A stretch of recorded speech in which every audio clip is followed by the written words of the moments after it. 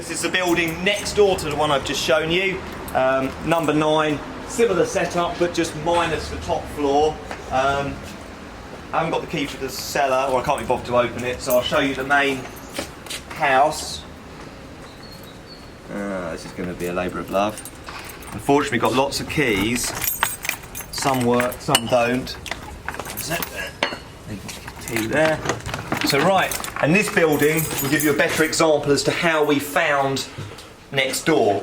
So in effect, what looks like an empty building actually had lots of carpet, junk and rubbish lying around. So same layout as the building next door.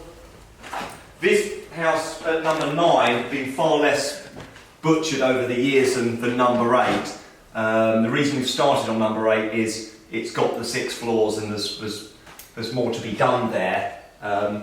But again, same size room, same proportions. This one hasn't had the ceiling attacked over several decades. And again, where I mentioned next door, I'm going to be putting the bifolding doors in. We in effect are going to replicate these next door so you can divide the space. And I haven't had those priced yet, but things like this end up generally costing lots of money. They're made by old men on benches, take 6 months and probably into a few £1,000s for the doors. Again, yeah, same size space, so nothing really to report in this one. Anyone's thoughts on this would be lovely. My instant thoughts were, I think it's a lovely example of remembering that the building was what it was. Again, I wanted to take this to the number 8, which was our favourite house. Some people have said, no, it's a disgusting, toughened glass door from the 70s, but yeah, I think again, it's a feature, it's there, which is good.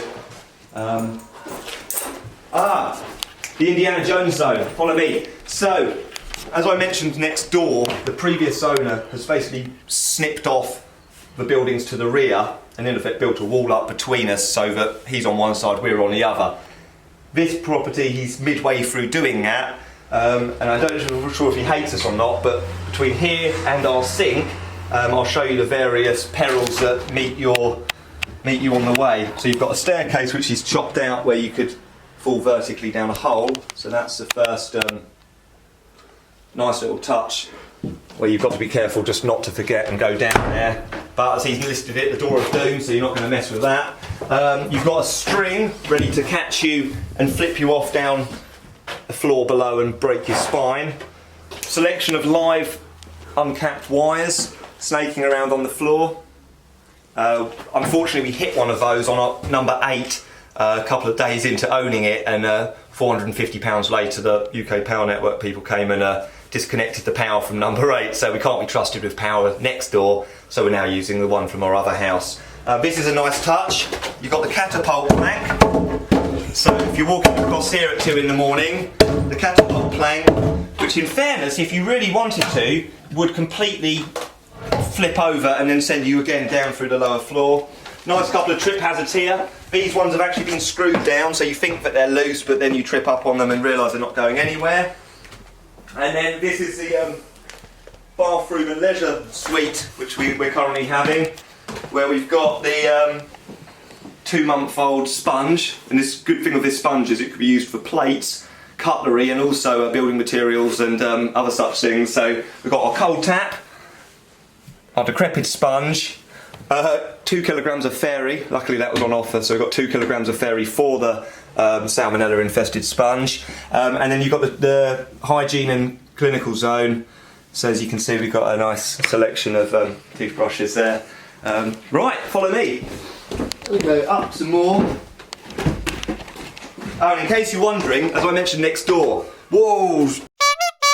As I mentioned next door, no pooing next door. This is where the toilet is for that, and as you can see, it's a fairly miserable state of affairs. We were left some army surplus toilet roll, and then we've upgraded now to 1 roll of luxury toilet roll with a dispenser that fell off the wall this morning. So yeah, there you go. That's where the facilities are anyway, in case you're interested. And then up the stairs. So again, this building fundamentally looks like it's vacant, but as we go up, I'll show you the amount of stuff that just needs to be removed. Next door, we did I think 8 or 9 skips within the first 3 or 4 weeks. It just keeps on coming. Things that you wouldn't notice just keep on pouring out of this building. So again, it's give you an idea. And in case you remember, the landing next door on the first floor, we've taken all of this out. So rather than having this pokey little landing, we've removed all of this wall on the building next door and then opened it up so it's wide. And then this is the divide between the kitchen of the house we've just seen and the other side. So in effect, a fire rated stud wall's gone in, again to separate the two sites. And the reason I bought this site, I came down from Cambridge, having never been to Worthing, looked at the two buildings with the owner, and this is what sold it to me. And this really is another level. So this is literally 200-year-old plasterwork that's pretty much in its original condition. And to find it in this condition with this quality is really quite rare. So whoever had this building originally had some money. Again, really nice things. The pelmets over the curtains. To have those reproduced now or remade, it's just unfeasible. But it's a really stunning feature. So when we do get around to doing this house, this will be a nice one to watch to see how it comes out. In case you're wondering why we're starting what appears to be a light shop. What we did was we came in, snipped all the lights off. Any light we felt we could salvage or repair or do something with, we're now going through that process. Albeit they look grand and beautiful, they're mid-90s home-based things which have been painted bright chrome. So now we're painting of a different shade of dark chrome. These ones, I'm not a great fan. I can't remember what the colour was. There we go.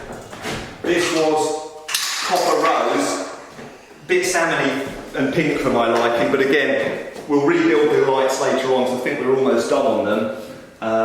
And then we'll have a look at how they came out at the end. But the cost of lighting for both of these buildings, again, because you need to do balanced lights of a good size, you can spend thousands on lighting for this building. So what we're doing is, if we can find something or repair it or restore it, then we'll just do our best that we can. Yeah, nice. Onto the room here. Hold on to the room. Forgot about the room. So this is the kitchen in effect from the house next door. So again, similar process. You'll have that wall with an opening back in it. You'll then have the units running along left and right, either side. So in effect, what they'll be is almost a mirror image of one another, with the exception of next door's got the additional living accommodation on the top floor. Prison yard here is far better than the one next door. Incidentally, we had the pigeon stopping net and the pigeon stopping spikes next door, but when we moved in I deemed it mean and cruel and that pigeons should be allowed to do what they want, so we then removed the net, removed the spikes, and then lo and behold, that's our problem and how it came about. But if you have a look at these little devils here, they have a way of going under the net.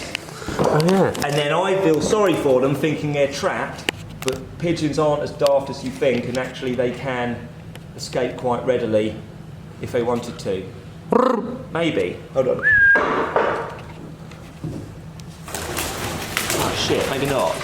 Oh no, yeah you can, he's gone. Oh, yeah, he's out. He's gone, cool. Yeah, you go, look.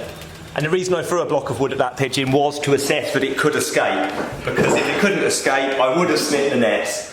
Or brought. There we go. Next floor.